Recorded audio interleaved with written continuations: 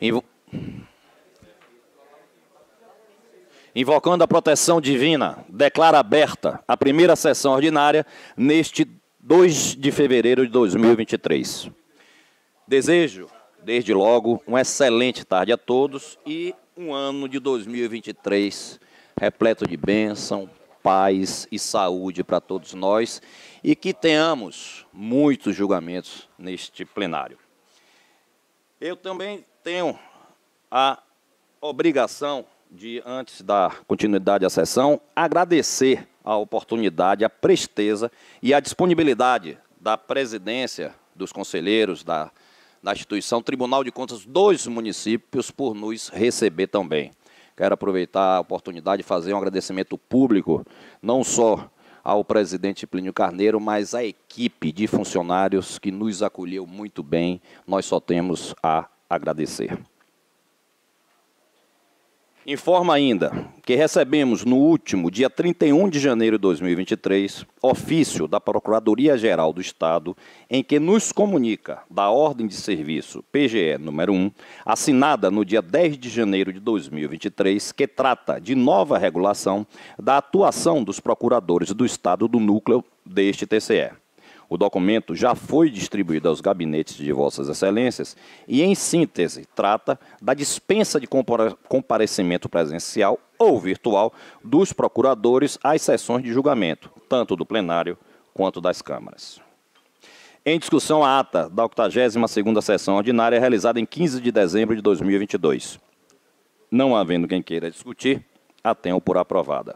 No item expediente e correspondência, indago ao secretário-geral se há expedientes e correspondências. Agradeço, Excelência. Uma boa tarde a todos. Sim, temos um expediente encaminhado à presidência. Trata-se do ofício da Procuradora-Geral do Estado, doutora Bárbara Camardelli, no qual parabeniza esse Tribunal de Contas pela data comemorativa de 17 de janeiro, dia em que marca a instalação do primeiro Tribunal do Brasil, no ano de 1893. Na oportunidade, a Procuradoria do Estado enaltece essa instituição com raiz constitucional e função essencial à sociedade brasileira. Somente isso, Excelência. Agradecemos, secretário. No item conferência, medida cautelar, consulta, não há nada pautado. No item denúncia, teríamos um processo, mas encontra-se prejudicado com a ausência da conselheira relatora. Seria o processo TCE 8215 de 2021, sob a relatoria da conselheira Carolina Matos. Próximo item, auditoria e inspeção. Temos um processo transferido do dia 15/12, que é o processo TCE 5433 de 2022.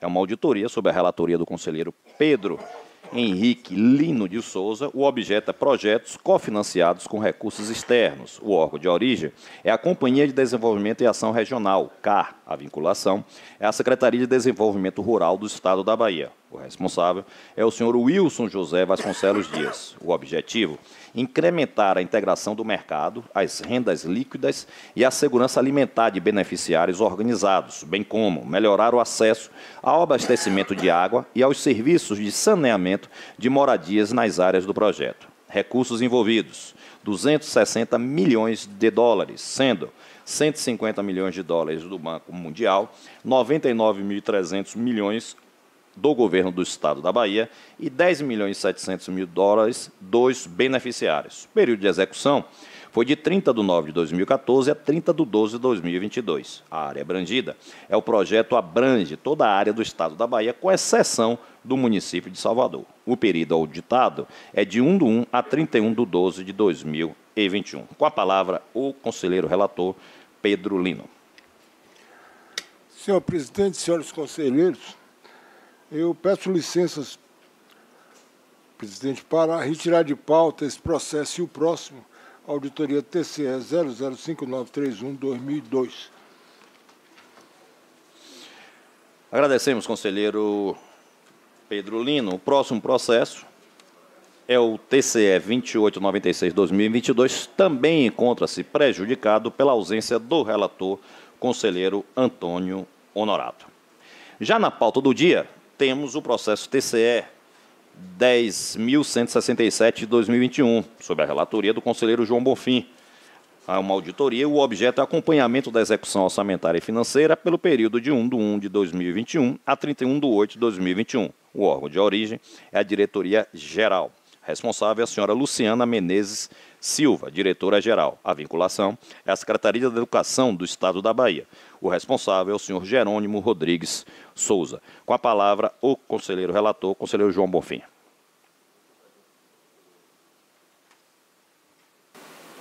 Senhor presidente, senhores conselheiros,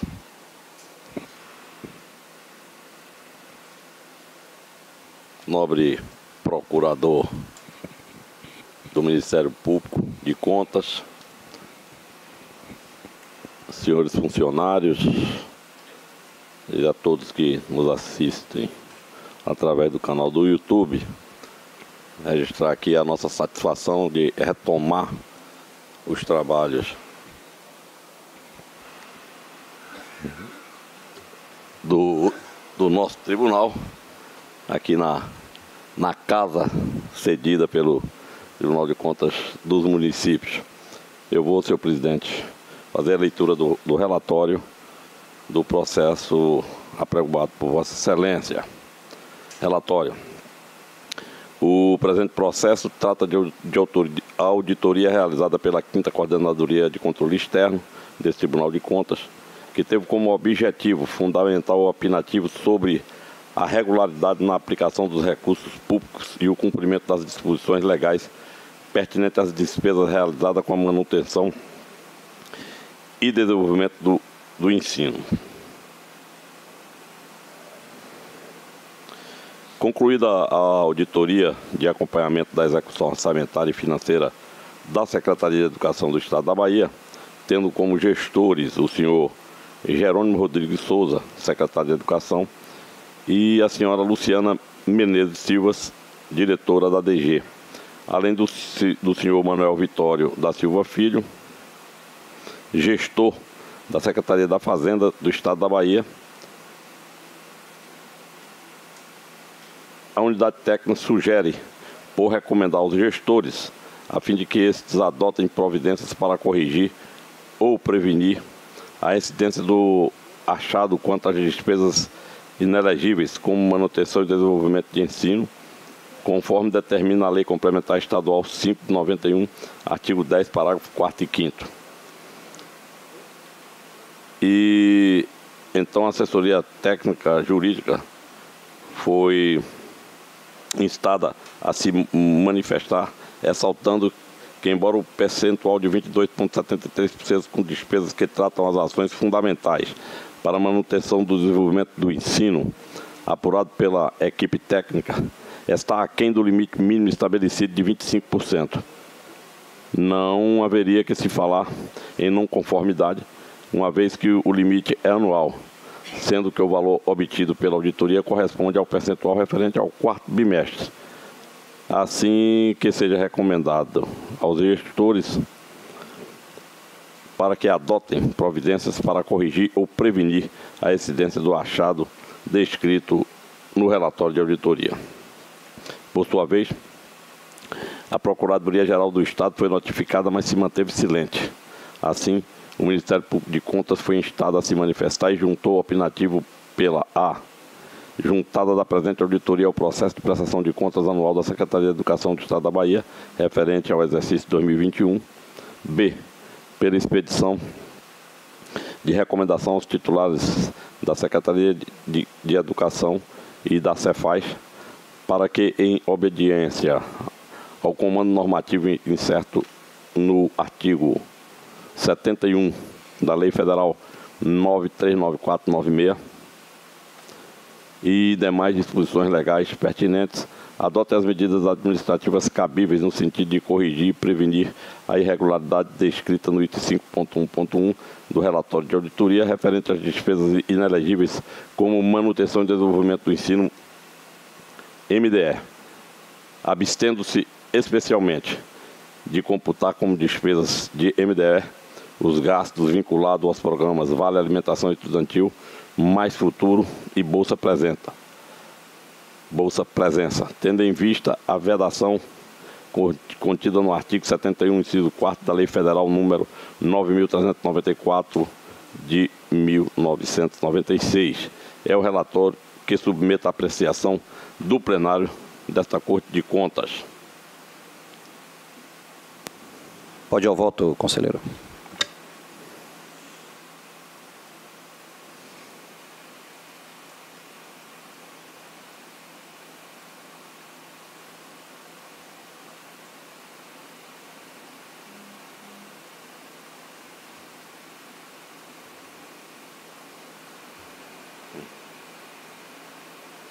Todo enrolado aqui.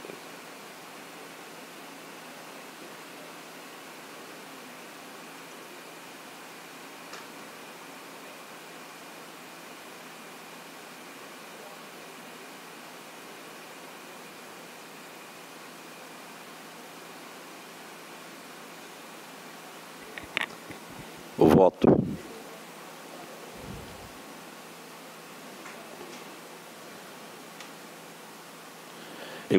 Em conformidade com a resolução número 83/2020, foi realizada a auditoria de acompanhamento e execução orçamentária e financeira da Secretaria de Educação do Estado da Bahia, relativa ao período de 1º/1 a 31/8/2021.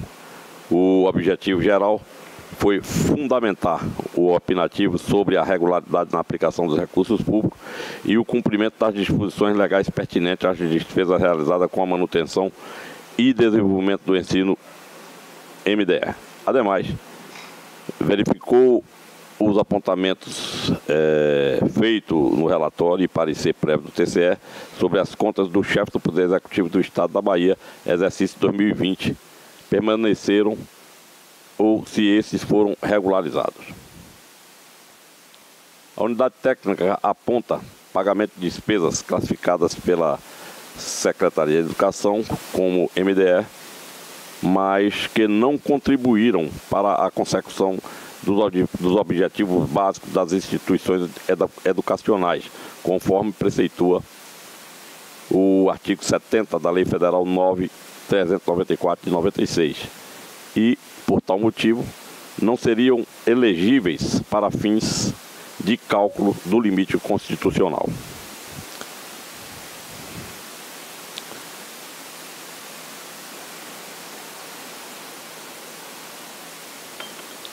Constato que os esclarecimentos prestados pela Cefaz e pela SEC durante a auditoria ora apreciada são no mesmo sentido daqueles apresentados nos autos do processo de prestação de contas do chefe do Poder Executivo, exercício 2021, TCE 3537/2002, quando o Governo do Estado, por meio da PGE, em resposta à notificação RG 28.00.614-1, apresentou os seguintes argumentos em relação às exclusões promovidas pela auditoria, a saber: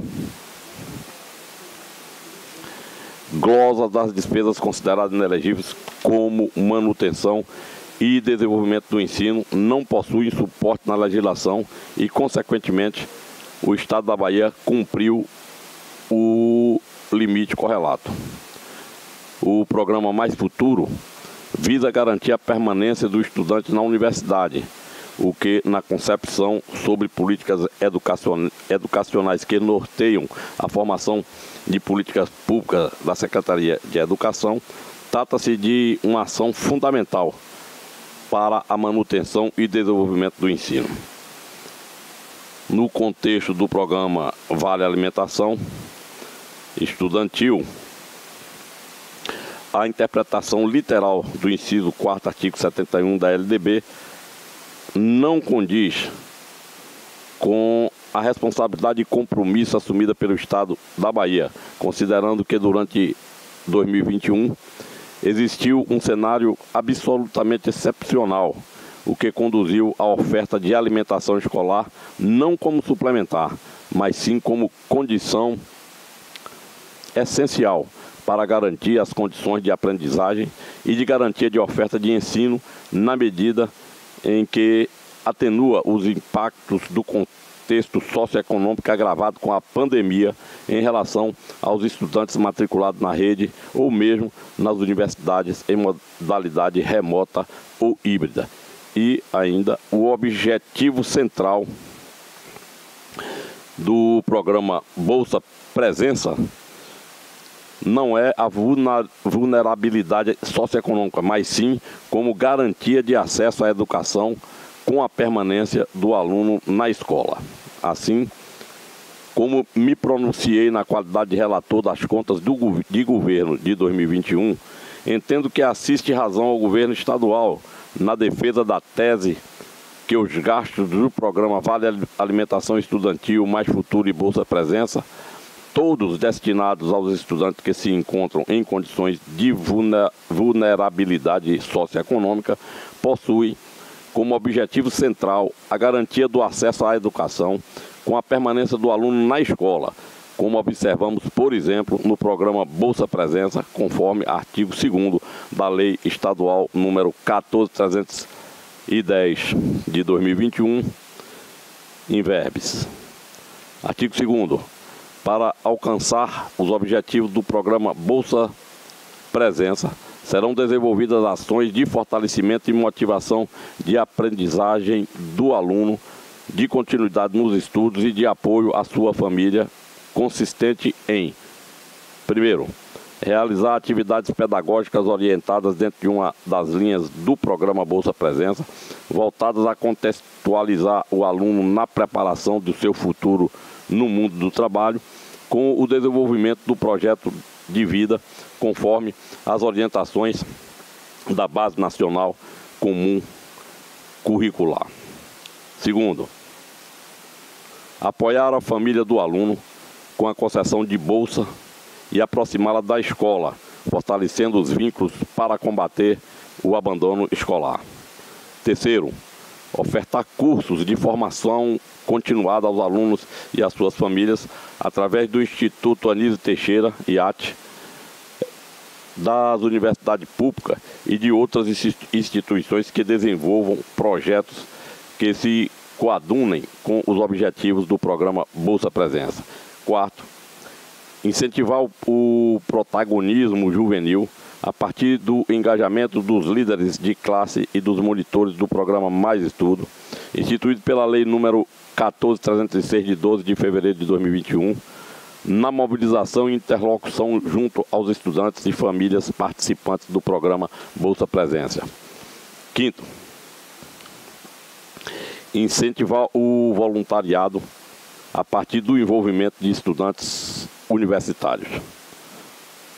Portanto, senhores conselheiros, não vislumbro, nos casos examinados, a existência de gastos desvinculados de ações educacionais, o que atrairia, se fosse o caso, a vedação do conjunto destas despesas na apuração do limite em comento.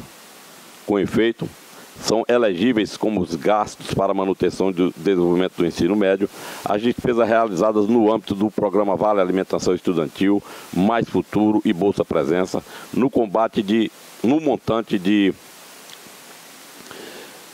236.971.359,09 na apuração do limite correlato no período correspondente ao percentual do quarto bimestre de 2021. Ressalto, inclusive, que, por maioria de votos, o plenário dessa Corte consignou, em sede de parecer prévio, que o Estado da Bahia cumpriu o limite percentual de 25% da RLI em despesas com MDE referente ao exercício de 2021.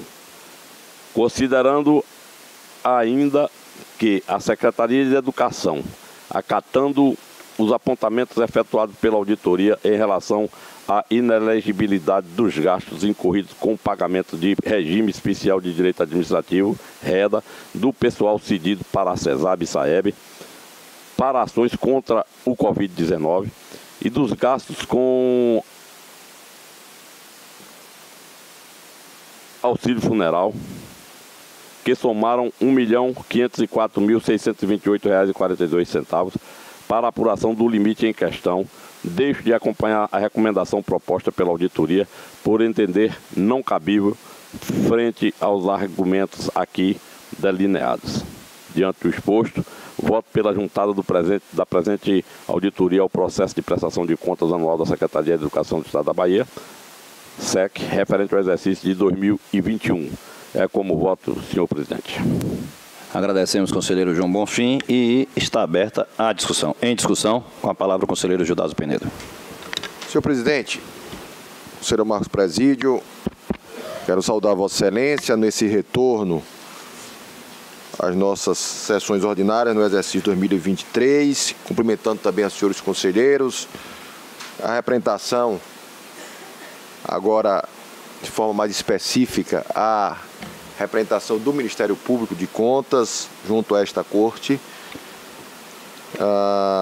Cumprimento também aos senhores que aqui se encontram, presentes ou nos acompanhando de forma virtual. Quero me associar, presidente, inicialmente, à fala de Sua Excelência no que toca aos agradecimentos generosos a este órgão co-irmão, o Tribunal de Contas do município, que nos cede, nesse momento, o seu plenário para a realização das nossas sessões, face às adequações que estão sendo realizadas na nossa estrutura. De modo especial, o conselheiro Plínio Carneiro, e estendendo também a todos os seus pares a deferência e a oportunidade. Presidente, eu de logo irei acompanhar a posição da relatoria no que toca ao processo relacionado ao acompanhamento da execução orçamentária e financeira realizado no ambiente da Secretaria de Educação do Estado da Bahia no exercício de 2021. Digo 2021 porque o período enquadrado ele remonta a janeiro, início de janeiro de 2021 a 31 de agosto de 2021. O ponto nevrálgico que me parece demasiadamente bem enfrentado pela relatoria, ele trata, conselheiro Inaldo Araújo, conselheiro Pedro Lino, em função de determinadas despesas que foram realizadas no ambiente da Secretaria no exercício de 2021, que segundo a nossa auditoria, que ganha também contornos de acomodação pela própria representação do Ministério Público, que seriam a desconformidade de determinados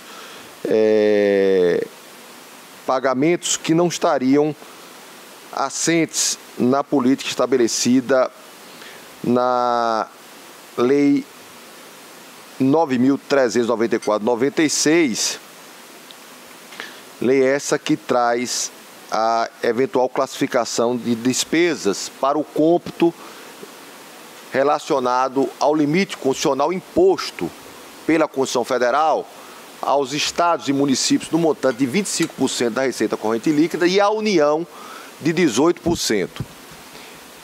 Embora no frigir dos ovos não há comprometimento, na medida que essa auditoria traz o recorte relacionado a um período que não traria eventuais respingos e comprometimento, na medida que a competência poderia ser ajustada ao longo do exercício de 2021. Não por isso, a importância do voto do relator guarda também sintonia sobre o aspecto da própria conformidade e segurança jurídica das nossas decisões, que essa matéria, embora trazida nesse momento, conselheiro presidente, ela já foi objeto de apreciação na sua inteireza, sobretudo em relação ao ano de competência, quando da apreciação pelo Tribunal de Contas do Estado da Bahia do parecer prévio das contas do excelentíssimo governador do Estado no exercício de 2021. Esses mesmos apontamentos foram enfrentados pelaquela corte naquela oportunidade e, de fato, como bem assenta o nobre relator, por maioria de votos, ficou considerada elegíveis essas despesas, inclusive com o nosso posicionamento, sobretudo pelo aspecto que não poderíamos deixar de conjecturar a questão pandêmica que se abateu sobre o exercício de 2021. A realização de tais despesas, que nesse recorte orçamentário totalizam cerca de 240 milhões aproximadamente, divididos em grosso modo em pagamentos relacionados ao programa Vale Alimentação, ao programa Bolsa Presença do Estado da Bahia e o Bolsa Auxílio Estagiário, ao programa Mais Futuro. A auditoria e o próprio Ministério Público entendem que esses programas têm natureza assistencial e, portanto, não poderiam ser albergados na leitura que é dada pelo artigo 70 da Lei Federal 9.394/96, que lá pontua de forma explícita, números cláusulos, quais são as situações previsíveis para efeito desse cômputo. Entendemos naquela oportunidade, até porque foi essa a formação majoritária do plenário, de que, em função do ano pandêmico, nós poderíamos considerar essas despesas como despesas elegíveis para o cômputo da educação. Se não fosse, portanto, naquela oportunidade, conselheiro Marcos Pereira, só para efeito da importância, e por isso que faço o destaque nesse momento, haveria a possibilidade do não alcance dos 25% percentuais definidos pela Constituição, caso o plenário naquela oportunidade entendessem que não seriam compatíveis com a leitura dada pela Lei 93/94/96. Haveria tão somente o registro, não haveria implicação legal, inclusive, eventualmente, podendo gerar até um juízo reprovativo por não alcance do percentual mínimo, porque também excludente estava a questão na medida que, com a implementação da Emenda Constitucional 119 do ano 2021, o Congresso Nacional tirou, eventualmente, qualquer responsabilização, todos os aspectos, inclusive administrativos, nos seus julgamentos, dos gestores que não alcançassem aquele limite estabelecido. Essa, portanto, foi a formatação que foi dada pela legislação brasileira, muito em função da absoluta excepcionalidade marcada pelo ano da pandemia e as suas consequências que se abateu sobre a realidade do Estado brasileiro. Assim, a emenda constitucional, portanto, desonerava a eventual responsabilização, porém trazendo um adendo necessário que o percentual não alcançado, conselheiro Marcos Presídio, seria necessariamente e precisaria ser reposto no ano de 2023. Portanto, veja a implicação e as consequências dessa interpretação que, por força do posicionamento do relator, conselheiro João Bonfim, que coincidentemente nessa oportunidade também é o relator dessa auditoria, ele naquela oportunidade trouxera a questão que foi, de certa forma, recepcionada pelo plenário quando do seu enfrentamento. Então, de modo que eu me junto na literalidade do voto trazido pelo relator, fazendo esses eventuais registros para efeito de consignação, entendendo, sobretudo, a questão da segurança jurídica e, sobretudo, a conformidade das decisões do plenário em vez outra, como nesse momento se estabelece. É, portanto, assim que me manifesto, acompanhando e deixando de fazer a recomendação também que foi sugerida pelo próprio Ministério Público, na medida que, no nosso entendimento, por considerá-las elegíveis, recepcionadas, portanto, como despesas que poderiam ser contempladas para o efeito do cálculo, eu também não avanço na recomendação pelas razões e as motivações aqui expostas nesse momento, presidente. Portanto, voto de acordo com o bem elaborado e fiel voto do conselheiro João Bonfim nessa oportunidade. Muito obrigado. Agradecemos, conselheiro Gildásio Penedo. Em discussão, encerrada a discussão, Proposta vencedora de Vossa Excelência, eu indago Vossa Excelência fará a conferência. Confiro, senhor Dou feito. Dou por conferido. Dando continuidade à pauta, no item prestação de contas, temos o processo TCE 970-2021. É um processo de contas da administração direta que tem como turma o relator, o conselheiro Pedro Lino, e o revisor, o conselheiro João Bonfim. O exercício de 2020, o órgão de origem é a Secretaria de Desenvolvimento Econômico do Estado da Bahia. Os responsáveis são os senhores João Felipe de Souza Leão, secretário, e Juliana Cavalcante de Andrade Hart Madureira, diretora-geral. Com a palavra, o conselheiro relator Pedro Lino.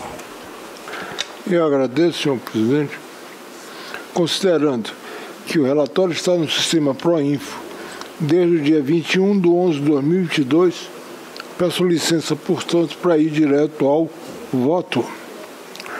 No presente processo, além da própria formalização da prestação de contas, o escopo do exame auditorial abrangeu as áreas de controle interno, operacional, orçamentária, financeira, contábil e jurídica da Secretaria de Desenvolvimento Econômico, SDE, tendo sido a área operacional a única, sem irregularidades destacadas pela terceira CCE. Quanto às áreas orçamentárias, financeiras, contábil, ressalto as seguintes irregularidades elencadas no relatório da auditoria. 2 pontos. Que, no meu entender, apesar de não macularem o mérito das contas, ensejam a expedição de determinações ante o descumprimento de procedimentos e ou dispositivos legais, a saber: 1. Não identificação do responsável técnico pela missão do, abro aspas, relatório para aferição da qualidade dos produtos. 2. Pagamento de posto de vigilância e ou segurança sem previsão contratual. E 3. Pagamentos de encargos efetuados em atraso, gerando prejuízo financeiro ao erário no montante de R$ 7.817,53. Desculpem. Achados esses, caracterizados por efetiva ou potencial gravidade de dano ao erário e de prejuízo à continuidade de serviço público, infringindo princípios e leis que regem tais temáticas. Da área jurídica, a ausência de publicidade no Diário Oficial do Estado da dispensa emergencial de licitação número 006/2020 merece atenção especial, posto que o cumprimento do princípio da publicidade é imperativo para o adequado controle de legalidade da referida contratação, bem como para o cumprimento do artigo 65, parágrafo 2º, da Lei nº 9433, como bem observado pelo Ministério Público de Contas, ensejando a imposição de ressalvas ao juízo aprovativo das presentes contas. Ademais, como bem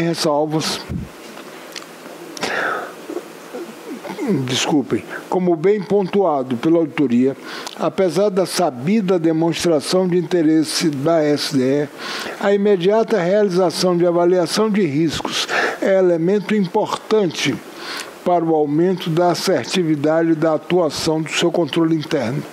Quanto ao exposto, entendo ser necessária a expedição de recomendações. Ainda ressalto a permanência do elevado percentual de servidores sem vínculos constantes do quadro de pessoal da SDE, o que já havia sido objeto de recomendação por esse TCE no acórdão da prestação de contas do exercício 2018. Em termos relativos, o total de servidores sem vínculo regrediu de 56 em 2018 para 49 em 2020. De todo modo, o percentual de servidores sem vínculo continuou expressivo em oposição ao artigo 37, incisos 2 e 5º da Constituição Estadual e aos princípios constitucionais da impessoalidade, moralidade e eficiência administrativas. Avançando, entendo que, Muito embora ainda exista lei sobre a matéria, a ocupação por servidores sem vínculo efetivo com o Estado de 167 dos 172 cargos comissionados afronta, de forma patente, os princípios da proporcionalidade e da razoabilidade. Adicionalmente, baseando-me no acórdão de repercussão geral, prolatado no bojo do recurso extraordinário 1041, 1.041.210, emitido pelo Supremo Tribunal Federal, compreendo que a criação de cargos em comissão é exceção à regra no serviço público, devendo guardar proporcionalidade com o número de servidores ocupantes de cargos efetivos. Entretanto, em 31 de 12 de 2020, na SDE, 51% do total de servidores eram comissionados. Tais fatos ensejam, portanto, a expedição de determinação à Secretaria para que se adeque às normas constitucionais que regem as admissões de pessoal no serviço público.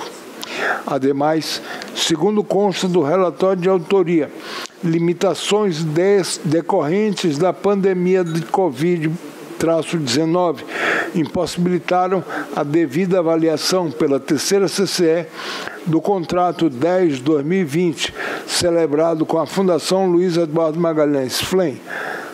Tal demanda já estava presente, inclusive no Acórdão 96/2020, do processo de prestação de contas da SDE, referente ao exercício 2019, frente à significativa quantidade de ressalvas impostas aos contratos realizados entre a FLEM e a SDE no aludido processo. Consequentemente, em razão da materialidade do aludido contrato, no total de R$ 3.074.644,32,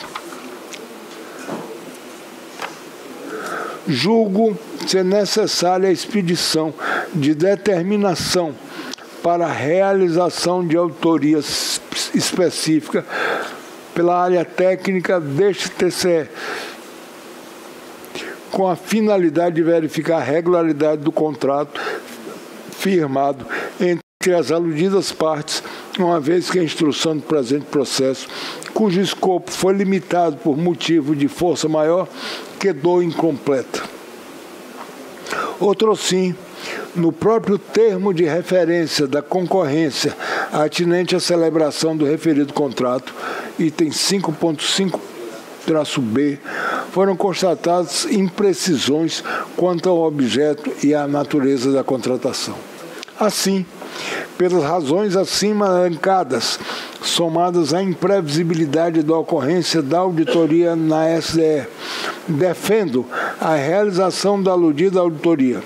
Ante exposto, em consonância parcial com a terceira CCE, a Assessoria Técnico-Jurídica e o Ministério Público de Contas voto, A, pela aprovação das contas da Secretaria de Desenvolvimento Econômico, SDE, exercício 2020, sobre a responsabilidade de João Felipe de Souza Leão, com ressalvas, em razão da irregularidade identificada no item 5.5-A do relatório de auditoria, com fulcro no artigo 24, inciso 1º da Lei Complementar Estadual 05 e do artigo 122, inciso 2 do Regimento Interno desta Corte de Contas, B, pela expedição de determinação ao atual gestor da SDE, a fim de que, em situações futuras, cumpra os procedimentos e dispositivos legais infringidos nos itens 5.3 a 1.5.3b,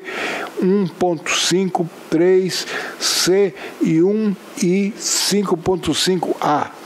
C, pela expedição de recomendações ao atual gestor da SDE, a fim de que aperfeiçoe a atuação do controle interno da SDE, inclusive a partir da implantação de avaliação de riscos.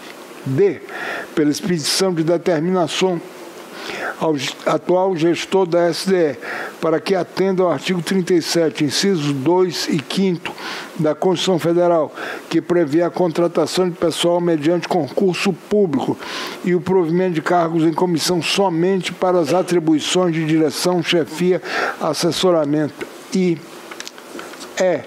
pela expedição de determinação à terceira CCE deste TCE, para que o contrato número 10/2020, firmado entre a SDE e a FLEM, seja objeto de auditoria específica para verificação da sua legalidade. É como voto, senhores conselheiros. Agradecemos, conselheiro Pedro Lino. Como se manifesta o revisor, conselheiro João Bonfim? Senhor presidente, conselheiro relator, nobre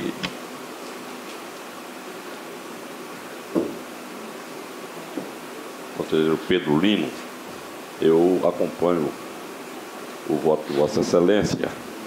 No entanto, a minha aprovação simples, sem ressalva e sem determinações. Eu acompanho a sugestão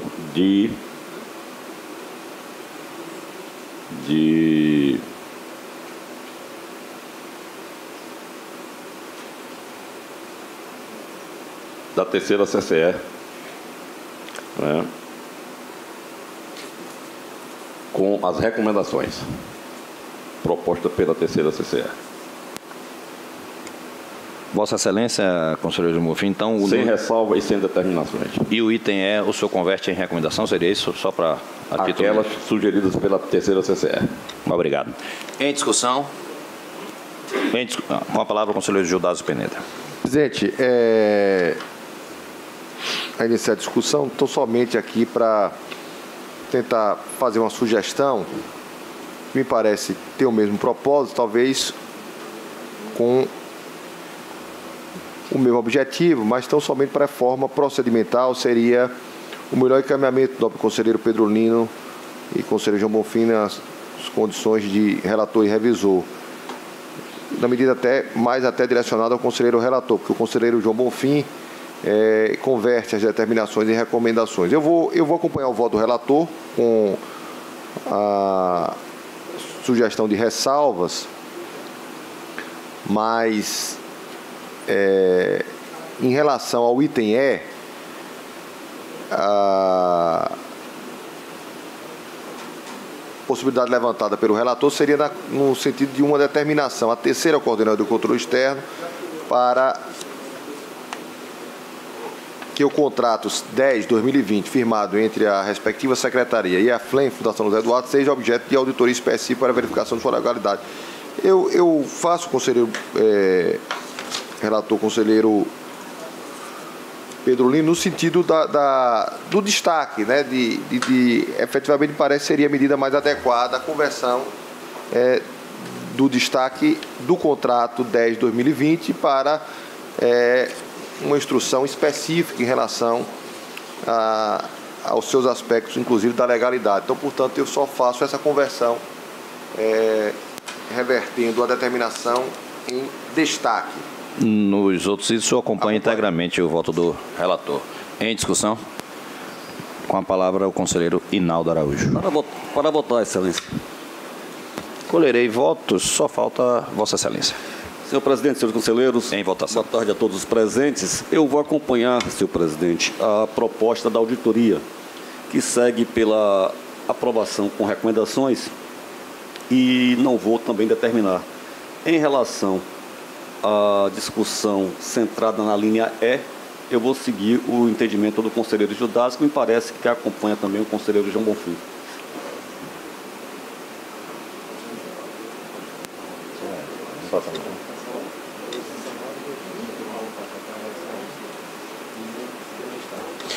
Há um empate na sugestão de votos apresentadas. Eu trarei oportunamente, sempre respeitando o tempo regimental.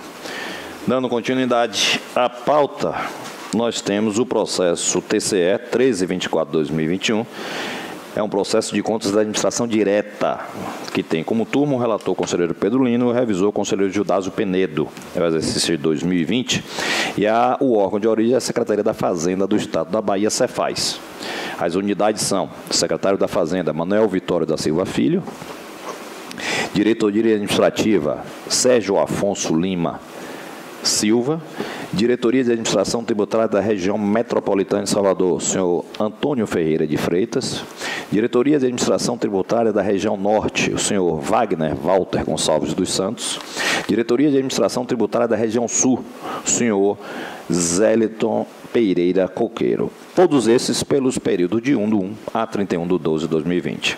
Nós temos pela diretoria do Tesouro, DEPAT e Encargos Gerais do Estado, o senhor Arlindo Luiz de Santana Júnior, pelo período de 1/1 a 28/6/2019, e o senhor Murilo Carneiro da Costa, pelo período de 29/6 a 31/12/2020. Pela Superintendente de Administração Financeira, temos o senhor Antônio Humberto Novaes. Pois não, conselheiro. Para simplificar, porque eu vou solicitar o adiamento do presente processo. Agradecemos, assim será feito. Pronto. Conselheiro Pedro Então, Lina. solicito para a próxima quinta-feira, dia 9/2/2020. Que a Secretaria da Mesa tome as providências. Dando continuidade no item recursos, nós temos o processo TCE 4236/2020, é uma apelação, e a turma é o conselheiro relator, conselheiro Pedro Lino, e o revisor, conselheiro João Bonfim. O recorrente é o Estado da Bahia, núcleo de atuação da Procuradoria-Geral junto a esse tribunal, e o núcleo da PGE. Procurador do Estado é o senhor Dr. Francisco Luiz Borges da Cunha.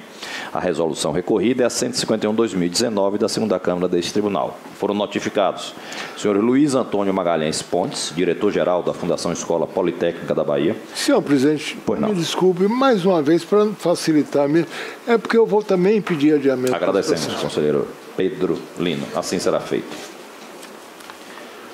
Nós temos o próximo item da pauta, é o processo TCE 4548/2022. É uma apelação que tem como turma o relator conselheiro Inaldo da Paixão e revisor conselheiro Pedro Lino. O recorrente é a Associação do Desenvolvimento do Baixo Sul, a DEBASUL.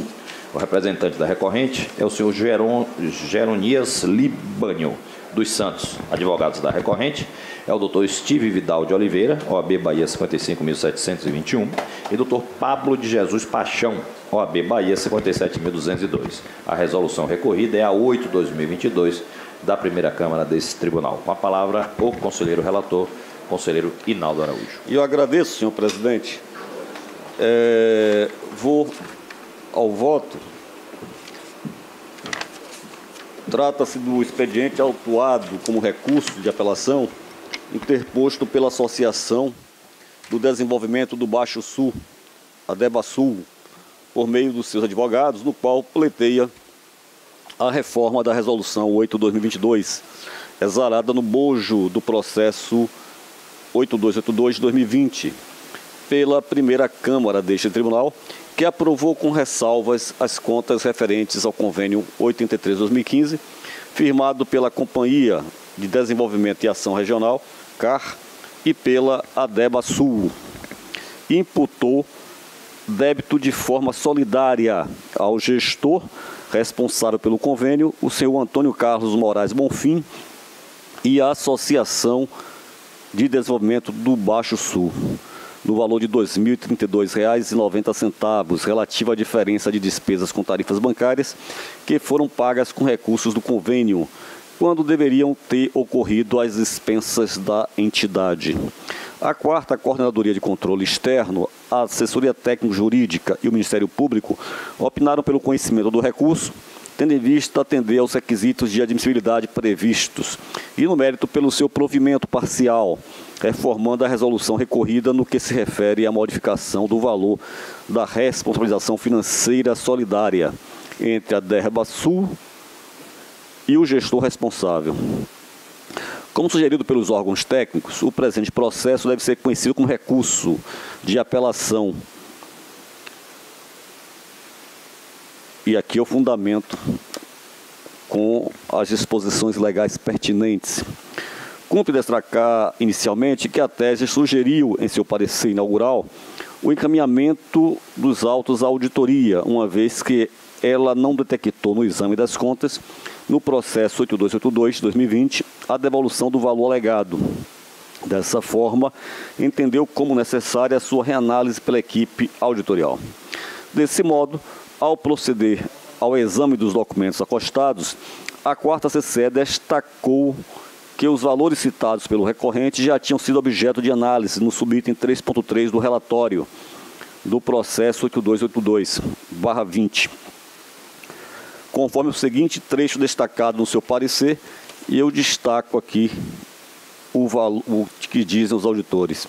Então, os 2 primeiros depósitos alegados pela recorrente já se encontram computados na análise inicial da auditoria, ou seja, R$ 474,60 e R$ 874,10, e, inclusive, já foram deduzidos do valor das tarifas bancárias apuradas, conforme relatados no parágrafo anterior. Com relação ao 3º depósito aludido pela Debasul,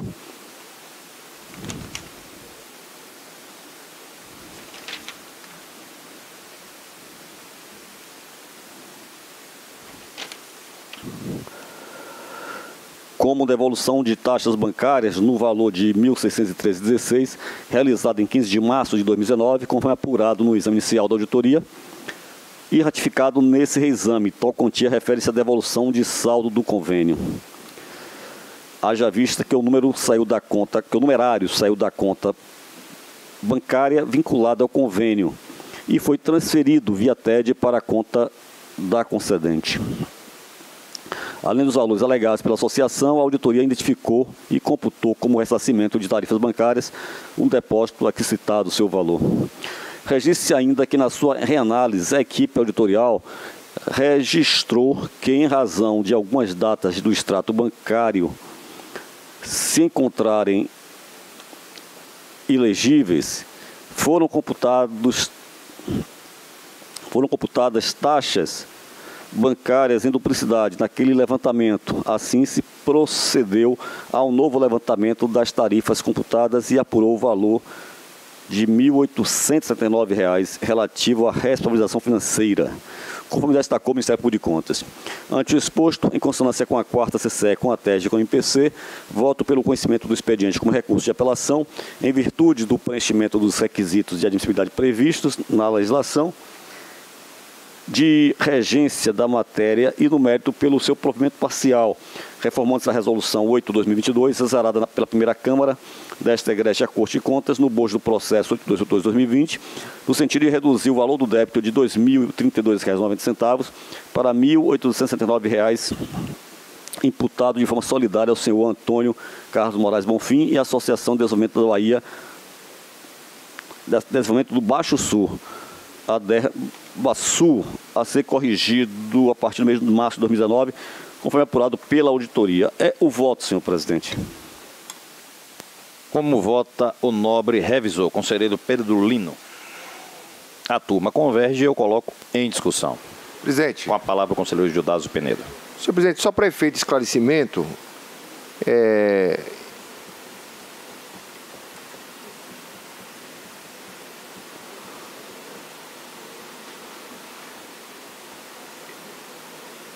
do meu posicionamento, Excelência, eu vou acompanhar parcialmente o posicionamento da turma e explico, senhores. A posição de voto trazido pelo eminente conselheiro relator, ele se refere a um recurso interposto pela Associação de Desenvolvimento do Baixo Sul, a DEBASUL, tendo como objeto um convênio realizado com a CAR. Esse processo, na sua prestação de contas, teve o crivo da primeira Câmara, cuja relatora foi a nobre conselheira Carolina Costa. O voto foi pela aprovação, conselheiro João Bonfim, conselheiro presidente, com ressalvas,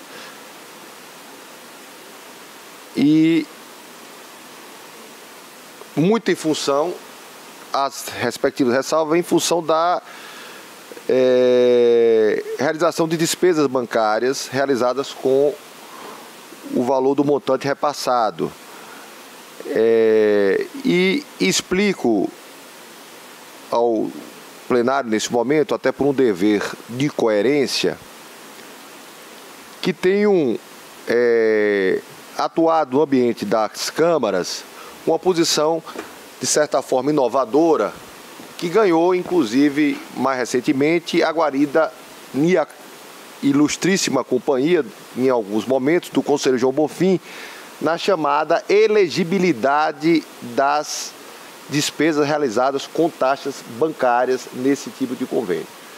Aqui é uma situação prática. O recorrente se insurge contra a decisão, inclusive o montante inicial, que eram de R$ 2.030, o relator nos informa que houve, inclusive, a informação do pagamento de parte desses valores e, por isso, tanto a auditoria quanto o Ministério Público colhem em provimento parcial no sentido de reduzir o montante a ser imposto ao recorrente para o valor de R$ 1.879, na medida que se fez prova da quitação parcial desse valor.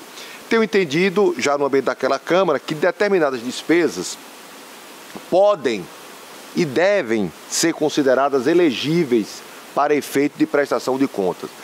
São situações em que os recursos repassados, necessariamente com uma abertura de uma conta específica para o manuseio, que vai efetivamente demonstrar na prestação de contas, dentre outros aspectos, a questão do nexo financeiro, o nexo de causalidade, mostrando e demonstrando no exercício constitucional do dever de prestar contas que aqueles recursos tiveram como objetivo final a consecução do fim, e não há como não se cobrar do gestor a eventual utilização daqueles recursos que, eventualmente, por vezes, com assinatura são taxas bancárias, a própria e a necessária apresentação de extratos bancários e, como sabemos, o regime que ministra o próprio Banco Central obriga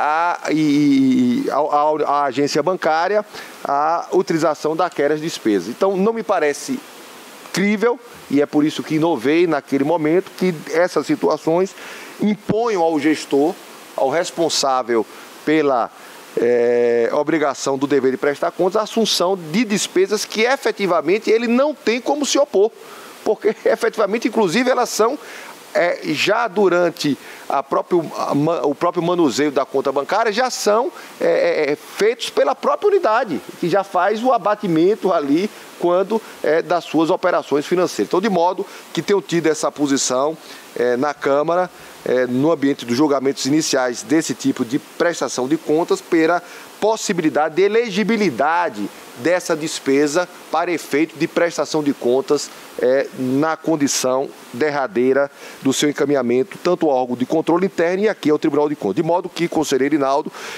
com as vendas e muito sempre de estilo, a Vossa Excelência também é um revisor, mantendo-me coerente a essa posição já adotada no ambiente da Câmara, eu as tenho como elegíveis essas despesas, portanto eu colho no provimento total para aprovar, como já foi no processo inicial com ressalva, mas sem a imputação de responsabilidade financeira decorrente, sobretudo, do apontamento que foram as resultantes das tarifas bancárias. Portanto, voto me filiando-me a minha coerência já na posição já defendida no ambiente da Câmara. É como voto. Em discussão, continua a discussão com a palavra conselheiro. Senhor presidente, eu peço a palavra e, de fato, os argumentos do conselheiro Judásio Penedo foram suficientes para fazer com que eu mude o meu entendimento inicial e pedindo venha ao revisor, mas eu vou mudar meu voto para acompanhar a posição lançada pelo conselheiro Judásio.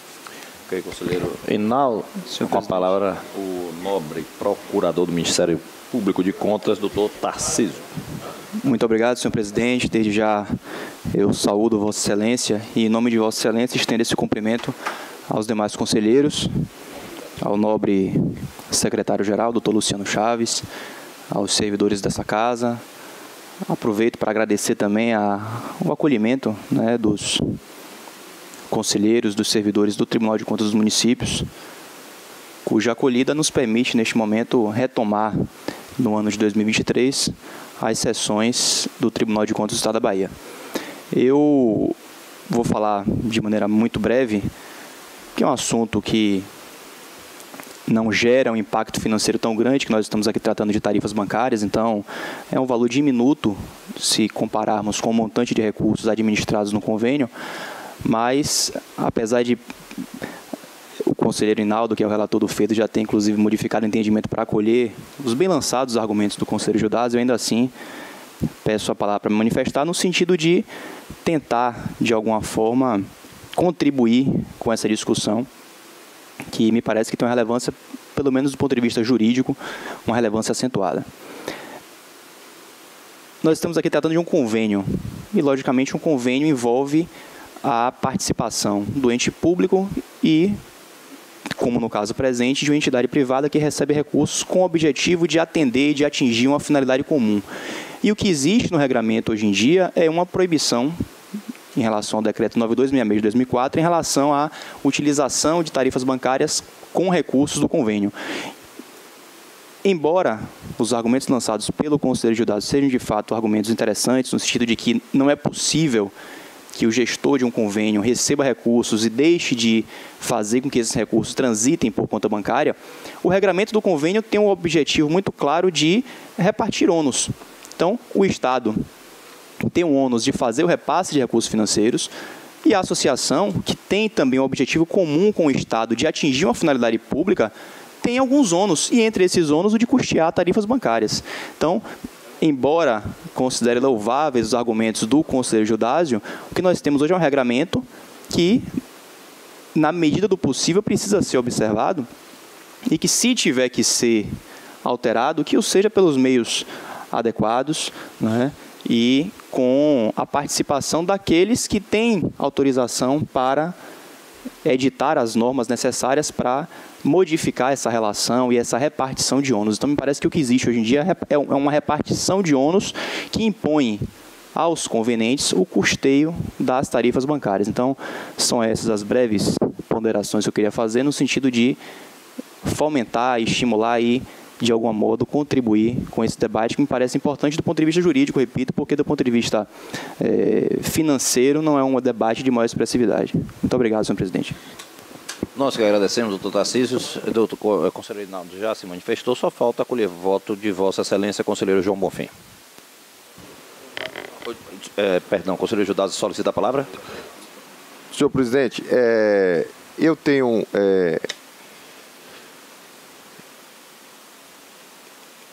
entendido a posição do Ministério Público, aliás, não é a primeira vez que assim se posiciona, e de fato tenho feito essas ponderações acerca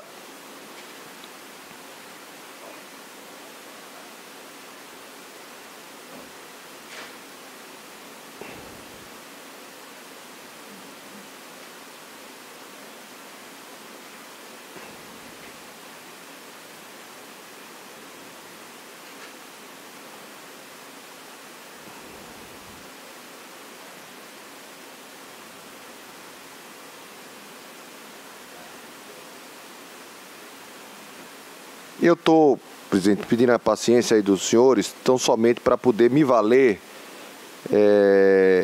justamente do meio legal que efetivamente poderia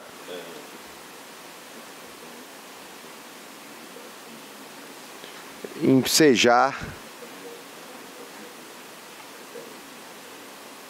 o pensamento aqui trazido pela representação do Ministério Público, que de fato me parece que o que mais se aproxima desse pensamento, que é justamente o acordo de vontades, é justamente a celebração de um termo, através de uma elaboração de um convênio. E eu estou tentando resgatar aqui ainda em sede da primeira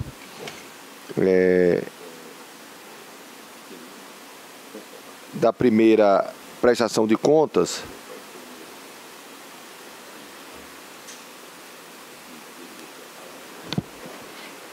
Conselheiro, Vossa Excelência me permite esse auxílio? O dispositivo normativo a que eu me refiro é o artigo 9º, a linha C, do regulamento anexo ao decreto 9266 de 2004. Perfeito. Porque no ajuste, né, no termo cerebral de fato, ele não traz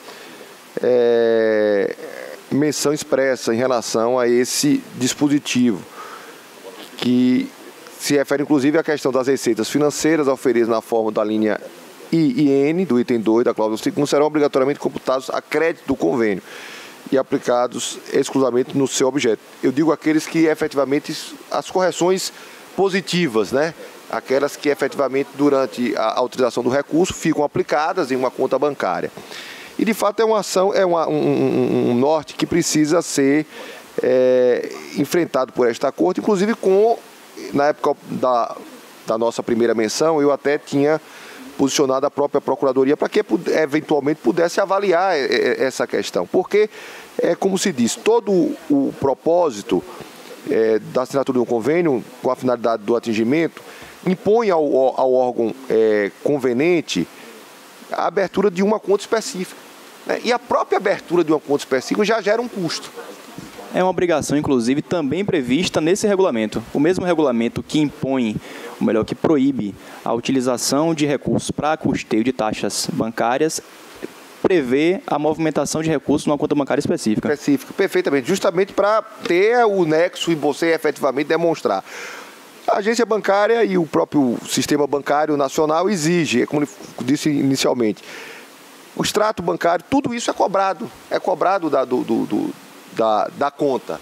E efetivamente nesse caso. Então, de modo que, em que pese aí o argumento, sobretudo do anexo trazido por Vossa Excelência, eu vou manter, presidente, a minha posição, entendendo que nesse momento, até por uma questão de justiça, e além do aspecto, sobretudo, que traz Vossa Excelência, a questão também do princípio da irrazoabilidade. Nós estamos falando de um valor que ele já houve o pagamento da própria insignificância do valor que deveria ser perseguido pelo próprio tribunal, inclusive na abertura de toda a sua máquina estatal aí em relação a essa cobrança. De modo que, no caso específico, eu ainda mantenho o meu posicionamento, Excelência.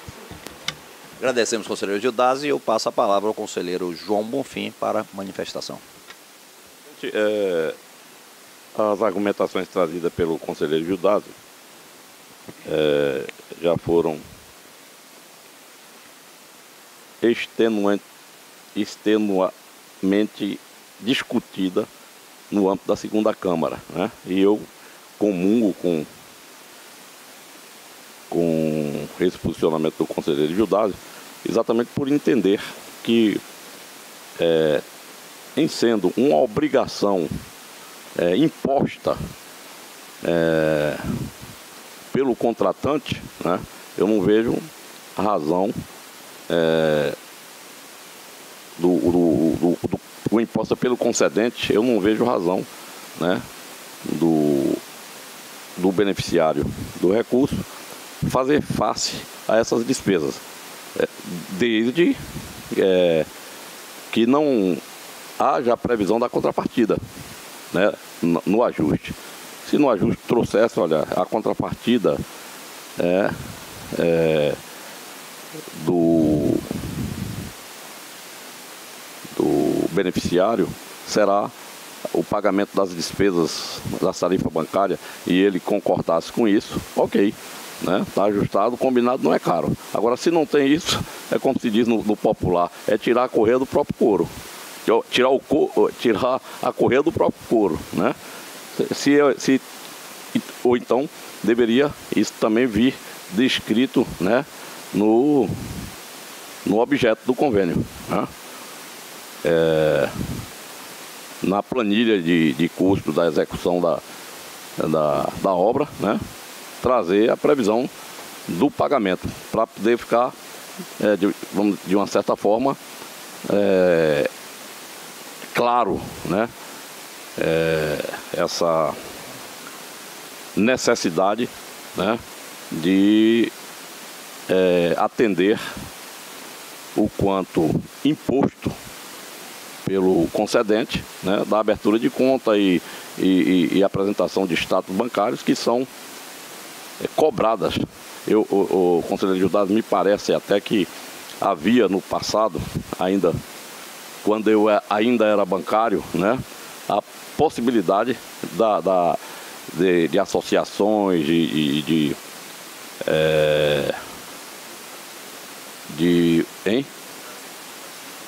entidades sem fins lucrativos solicitar a dispensa dessa cobrança das tarifas bancárias. Mas a FEBRABAN, o Bacen, né, descartou essa possibilidade, né, ou proibiu ou vetou a possibilidade de dispensar essa cobrança das tarifas. Então, por isso, torna-se obrigatório e por imposição do concedente. Então, eu continuo, conselheiro Gildas, comungando com esse posicionamento, né? Por isso eu acompanho Vossa Excelência no seu voto. Agradecemos, conselheiro João Bonfim, a proposta vencedora do relator, conselheiro Hinaldo, e eu indago Vossa Excelência se fará a conferência do feito. Salvo redação, Excelência. Dou por conferido. Próximo item da pauta, embargo de declaração, matéria administrativa não há nada pautado. Requerimentos e indicações, comunicações e moções. Conselheiro, que eu trago uma comunicação. Dou ciência a todos que recebi ofício do Ministério Público de Contas com a formação da lista tríplice para o cargo de Procurador-Geral de Contas. Encaminharemos ao excelentíssimo senhor governador, a quem compete a decisão sobre a nomeação para o referido cargo. Comunico também que, de acordo com o artigo 35 da Lei Orgânica e com base no Índice Geral de Preços de Mercado, IGPM, divulgado pela Fundação Getúlio Vargas, FGV, acumulado nos últimos 12 meses em 3,79%, atualizamos, por meio de ato, número 17/2023, o valor da multa máxima deste exercício pelo Tribunal de Contas do Estado da Bahia para R$ 34.522,18. Por fim, comunico a este plenário encaminhamento à Assembleia Legislativa do Estado da Bahia, no último dia 31/1/2023, do relatório de atividades deste Tribunal de Contas, relativo ao quarto trimestre do exercício 2022, cumprindo quanto determinado no artigo 14 da Lei Complementar 591 e Lei Orgânica deste Tribunal. Informo também que o referido relatório está disponível no nosso portal. Antes de passar, conselheiro Gildas, o senhor solicitou a palavra? Excelência. Com a palavra. Trago, presidente, a conhecimento de Vossa Excelência e aos demais pares, uma quitação em sede do processo TCE 000681-2023, autoria e apuração de cumprimento de decisões. Origem Secretaria do Meio Ambiente, responsável Maria Cristina Teles Lima. Tendo-me como relator, é uma quitação, considerando o teor da resolução TCE 046-2021, o Tribunal de Contas da Bahia resolveu, por unanimidade, determinar aos atuais gestores da SEMA os seguintes itens: que apurem a responsabilidade dos servidores relacionados à eventual ocorrência de dano ao erário na execução do contrato realizado pela empresa Focus Comércio e Serviços Eireli ME. 2. Que adotem nas futuras contratações de transporte rodoviário um modelo em que os valores pagos sejam proporcionais à quilometragem usada, evitando, portanto, a reincidência de pagamentos que afrontem aos princípios da economicidade, razoabilidade e proporcionalidade. Abstenham-se ainda, portanto, foi a decisão dessa Corte, no sentido do cumprimento quanto ao estabelecido da Lei Estadual 9433/2005, que é a nossa lei baiana de licitações, que contratar terceiros privados sem licitação e lastro contratual, aperfeiçoamento do seu planejamento. 2.4. Nomeiem em atenção ao artigo 72, parágrafo 3º da Lei Estadual 9433, comissões de licitação permanentes ou especiais compostas de, no mínimo, 3 membros, que pelo menos 2 deles sejam servidores qualificados pertencentes ao próprio quadro do órgão. Definam ainda a instrução nos seus procedimentos estatórios, de forma detalhada a necessidade da contratação e na forma precisa e suficiente do objeto licitado. Considerando que a análise realizada pela primeira coordenadora de controle externo, no ambiente da auditoria de monitoramento, senhor presidente, isso é importante, tem sido sempre uma inovação desse tribunal, no sentido, sobretudo, de ver o aprimoramento da gestão, no que toca, sobretudo, às determinações dessa Corte de Contas, além da visão estratégica do nosso planejamento estratégico, onde tem-se por objetivo a consecução de pelo menos 70% das determinações aradas pela Corte de Contas tenha o seu respaldo e a sua aceitação pelos órgãos jurisdicionados. Concluiu a auditoria que as determinações presentes nessa resolução confiram, portanto, quitação à senhora Márcia Cristina Teles de Araújo Lima, conforme dispõe o artigo 10 da Resolução 175/2019, determina a remessa dos autos à Secretaria-Geral para a adoção de providências cabíveis, inclusive no sentido da ciência responsável do conteúdo da presente edição. Tanto é uma quitação que, embora todas tenham a sua relevância, me parece importante na medida que o que se pressupõe de um Estado no conjunto dos seus órgãos, seja o órgão de controle, o órgão interno, seja sempre a qualificação e aprimoramento da gestão, e esse objetivo, nesse momento, foi alcançado, inclusive, na sua plenitude. Portanto, é esse memorando que trago ao conhecimento de Vossa Excelência e aos demais pares. Agradecemos, conselheiro Gildásio, o plenário dá-se por inteirado. E, com a palavra, o conselheiro... O que ocorrer, Excelência? O que ocorrer? Próximo item e último item da pauta, o que ocorreu, passo a palavra ao conselheiro Hinaldo Araújo. Senhor presidente, não poderia terminar esta sessão de hoje, primeiro parabenizando Vossa Excelência, sem deixar de parabenizar Vossa Excelência pela iniciativa e pela articulação com o Tribunal de Contas dos municípios do Estado da Bahia, para que pudéssemos realizar a sessão neste espaço. E aí, ao fazer isso, agradeço de pronto a todo o comando desta casa e também aos seus servidores.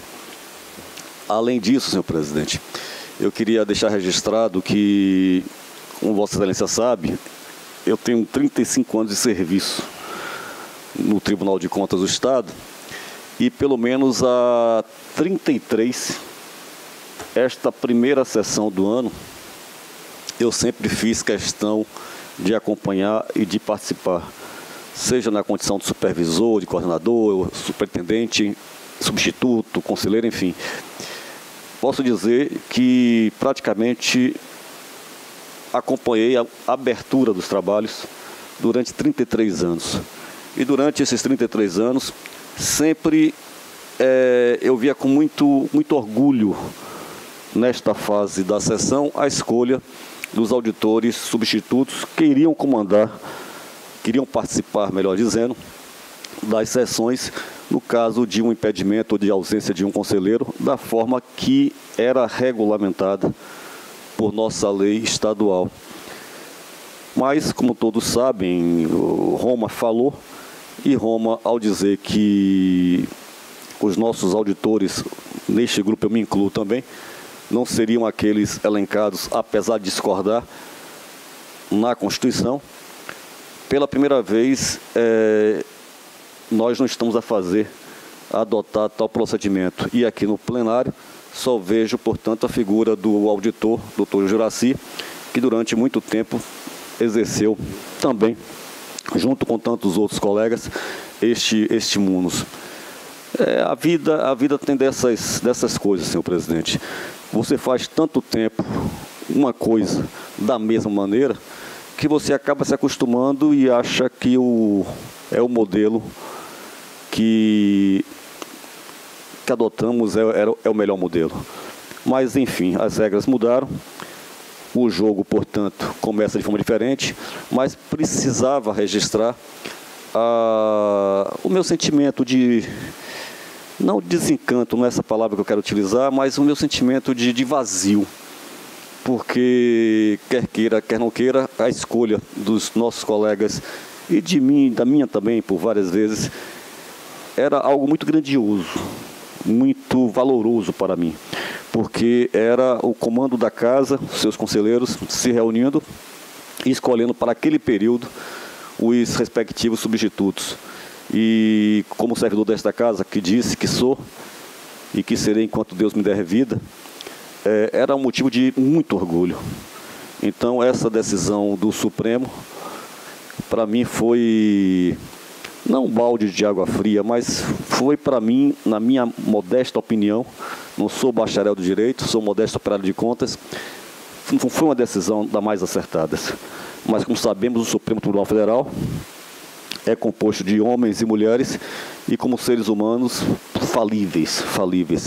Mas essas falhas não jamais poderiam ensejar o que vimos no dia 8 de janeiro.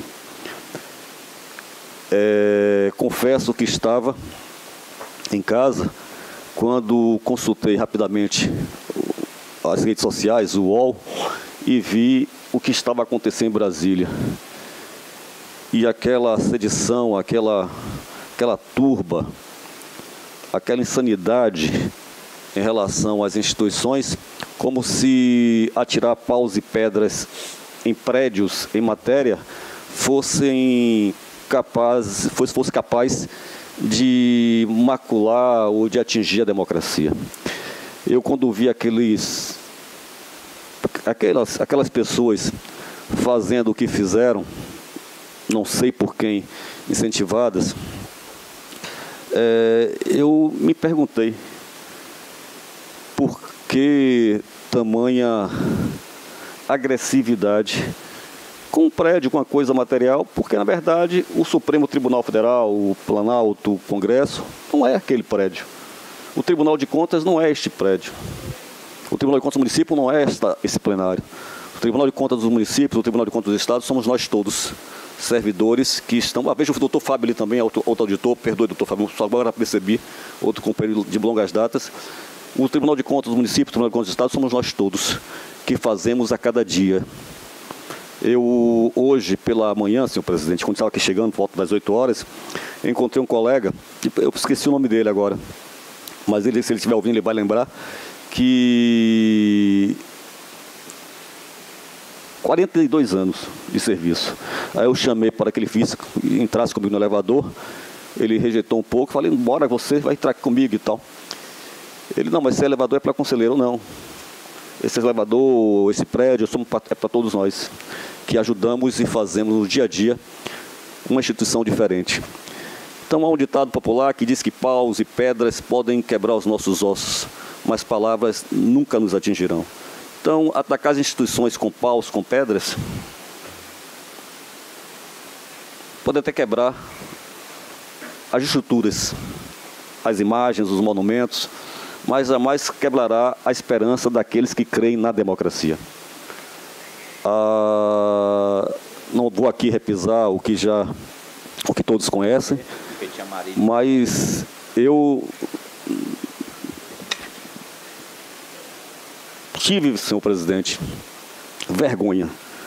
Em evento recente, que junto com o conselheiro Nelson, aqui do sempre participamos, eu materializei esse sentimento como brasileiro, de não ter como explicar, porque fui indagado várias vezes, não ter como explicar o que estava acontecendo naquele dia 8 de janeiro.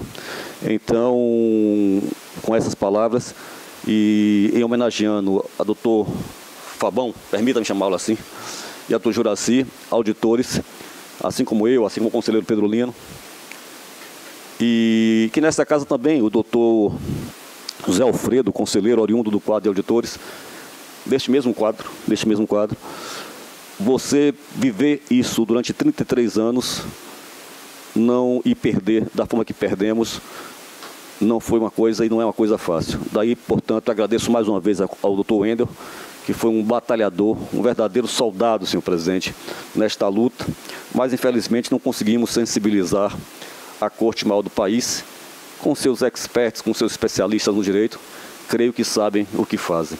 De maneira que, para mim, esta sessão, primeira, ao longo de 33 anos, sem a escolha dos substitutos, é algo diferenciado.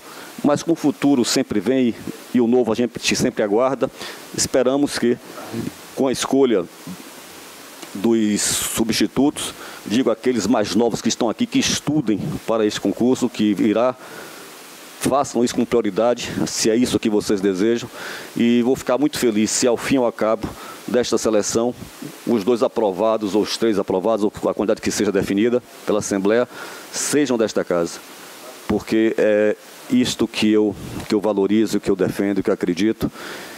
E perdoe-me por ter me estendido muito, senhor presidente e seus conselheiros, mas, de fato, nessa sessão eu senti falta deste momento que para mim era muito especial. Muito obrigado, senhor presidente, e desejo a todos um 23 feliz, sereno, de esperança, e que não se preocupem com os ataques aos prédios. O que a gente não pode deixar é que ataquem as suas instituições na sua inteireza, que somos nós, servidores públicos, que trabalhamos diuturnamente para fazer um país diferente, diferentemente melhor. Muito obrigado, senhor presidente, pela gentileza e pela cessão do tempo. Conselheiro Rinaldo, nós que agradecemos. Antes de encerrar, eu queria mais uma vez agradecer ao Tribunal de Contas dos Municípios pela acolhida, pelo empréstimo do espaço físico, mas o empenho também dos funcionários do Tribunal de Contas dos municípios que não mediram esforços para nós estarmos aqui, juntamente com a equipe toda envolvida do próprio TCE nosso, a exemplo do SEDASC, as assessorias. Ontem, conselheiro Rinaldo, foi feita uma sessão aqui, conselheiro Judásio, com a assessoria de Vossas Excelências. Tivemos presidente, tivemos comunicações, tivemos uma sessão aqui para testar todos os equipamentos. E foi um sucesso, foi um sucesso. Eu, por exemplo, peguei Renata sentada aqui na mesa do presidente e quando eu cheguei ali, ela tomou susto. Mas faz parte, eu quero agradecer mais uma vez a todos vocês envolvidos. Galiza, você, como demais membros da nossa gestão, missão dada é missão cumprida. Então, muito obrigado aí a toda a sua equipe, a todos os envolvidos, as assessorias, eu volto a agradecer e quero aproveitar o momento, já que Vossa Excelência falou em prédio, eu quero publicamente pedir desculpas pelos transtornos das obras. Vocês não imaginam como é difícil trocar pneu do carro com o carro andando, porque na verdade é isso que nós temos feito. E pois não, conselheiro, não. Para dizer que para isso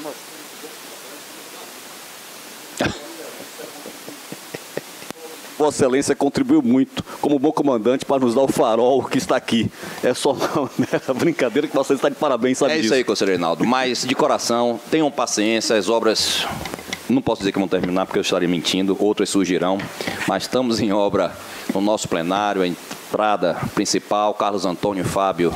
Aí eu peço desculpas publicamente pelos transtornos, mas será sempre em benefício de todos nós. Muito obrigado. Está encerrada a presente sessão, desejando o ano de 2023 maravilhoso para todos nós.